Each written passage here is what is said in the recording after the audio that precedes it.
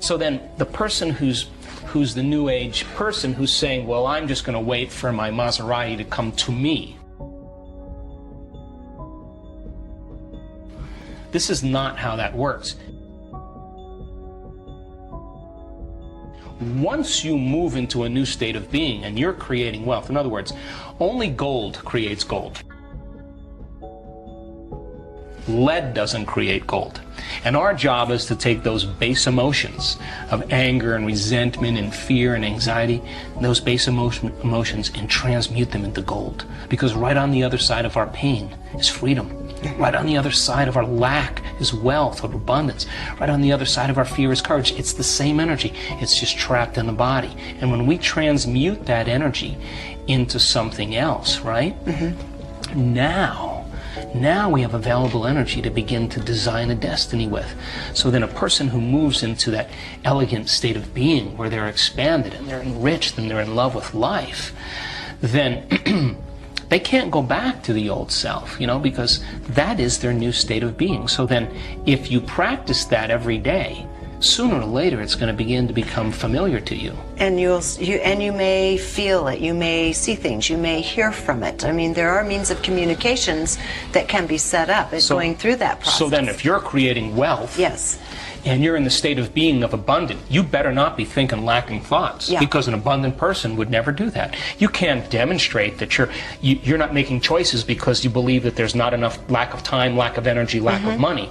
A wealthy person would never, abundant person would never think of it. You can't feel unworthy and lacking if you're going to be a wealthy person. So by very logic and reason, you got to lay that down and move into this state of being. Now once you're in that state of being, you can't sit on the couch and wait for the phone call.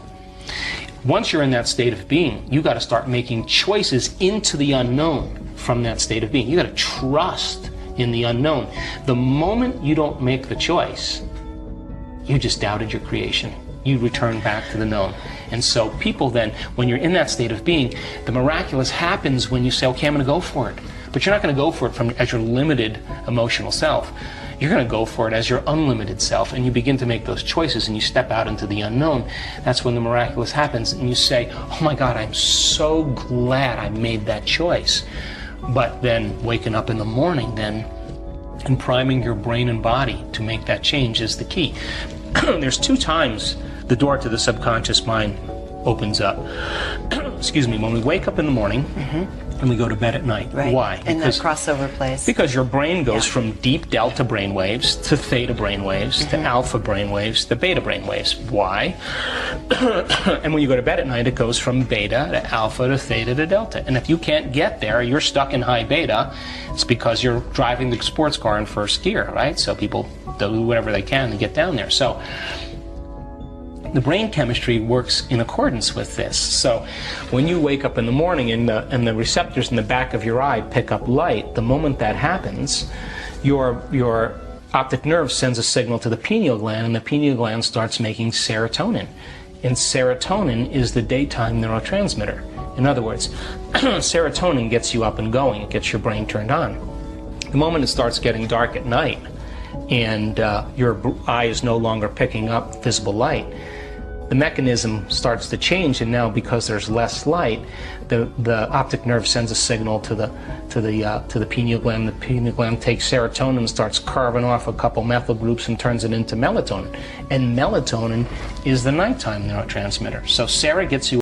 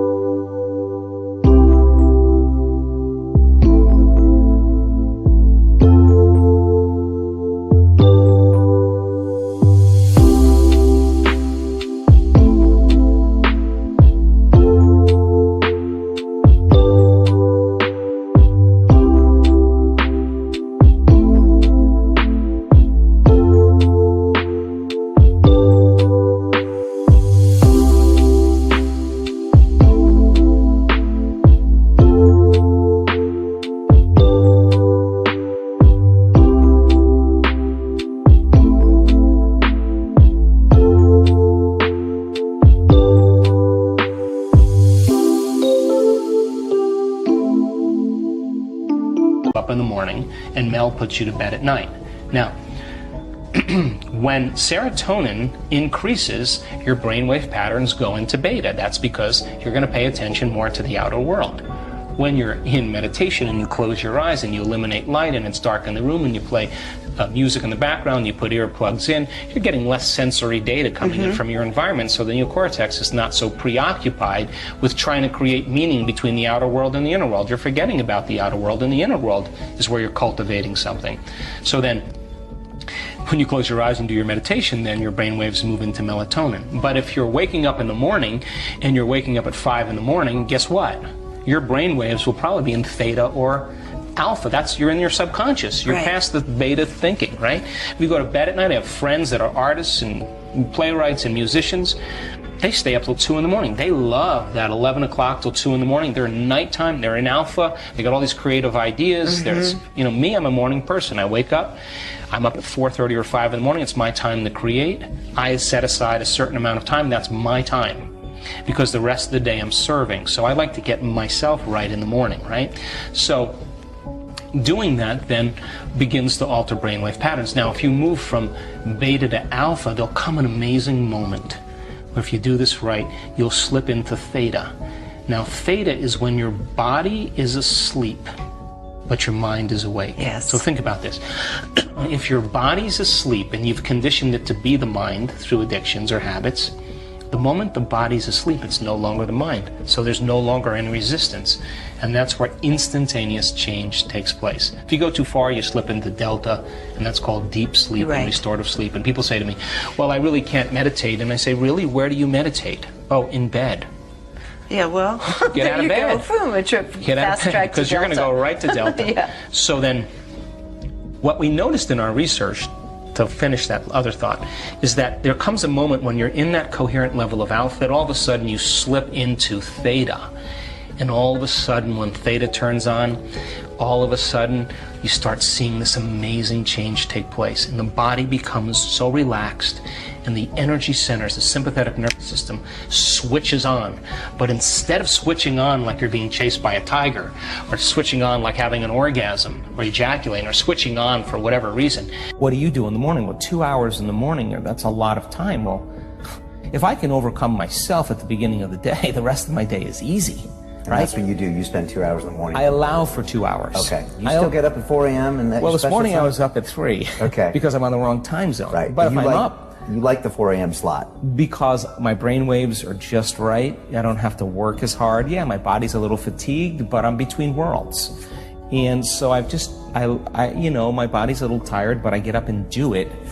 And to me, I allow for 2 hours. Sometimes I can nail it in 45 minutes or an hour, and sure, I'm done. Other times, I'm on the wrong time zone. I have meetings all day long. I got a lot going on, and I'm just not going to fall prey to that common state of thinking. And that looks like meditation, affirmations in your mind, visualization? It's the work that we do. It's the work that we do. And the first part in truly creating a new personal reality is overcoming your present personality.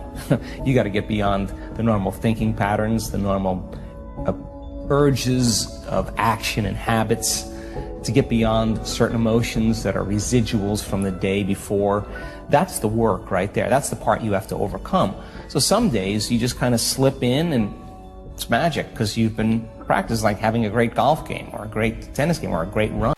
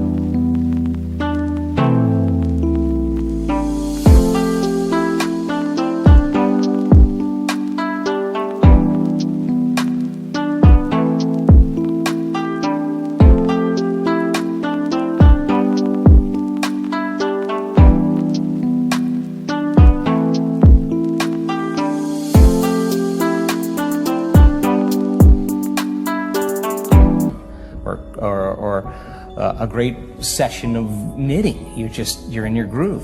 Other days, you got to work a little bit more for it. And for me, what I've learned is those hard days, the days that are the most challenging, are always the most rewarding.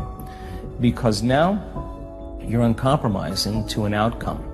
And if it takes you an hour to get beyond yourself, to find the present moment, because that's the only place where the unknown exists, the familiar emotions and hardwired patterns of the past are the known. The predictable future, in trying to forecast the feeling of every event in our life, people do unconsciously, is also the known.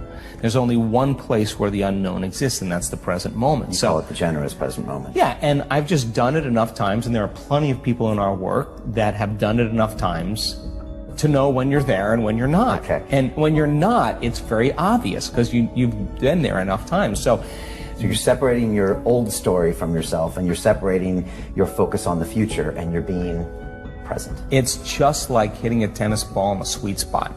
You lock into something, and that wholeness starts to happen, and now you're no longer creating from polarity or duality or opposites. People they create when they see they don't have something. Whether, hey, nice suit, I want one of those, right? And the moment I see that you have a nice suit and I start thinking, I want one of those, my brain naturally starts putting me in the equation. Next thing you know, I'm wearing your suit. Well, that's because we're wired to do that. So then we have this natural ability to create. The problem is after you imagine that, you open your eyes and you don't have it, people experience more lack. Well, we're not that good yet. So then the act of practicing enough times and beginning to create the state in which you're so connected to the energy of your future. Now think about this. You're so connected to the energy of your future, you're no longer looking for it or waiting for it. You feel like it's already happened. The moment you get upset in traffic, the moment you start judging a coworker, you just disconnected from the energy of your future, and now you're back to the energy of your past. Now, if you tell me it was that person that did it to you, I'd say to you, oh, you're back to the unconscious program of being a victim again. So then the person then goes, oh, when did I fall from, that state? When did I lose it? Oh, it happened at 3 o'clock today. The next time that happens, what can I do differently? Now the person's moving through their challenges in their life with coherence, with rhythm. They're starting to begin to make strides, and that they're no longer knee-jerking to the people in their life that they've used emotionally to reaffirm their identity. Now, this is the work, because you look around to see if anybody's doing it, and you don't see anybody else doing it. It's kind of this kind of lonely moment where you're realizing that I'm the only one doing this. That's that kind of moment that you realize that nobody understands you but you, right? And you can't even ask your friends for their opinion, because they're going to give you their opinion based on their own experiences. And it's that kind of moment where you have to draw in all your resources and begin to make up your mind. And I've interviewed hundreds and hundreds of people that have healed themselves from all kinds of health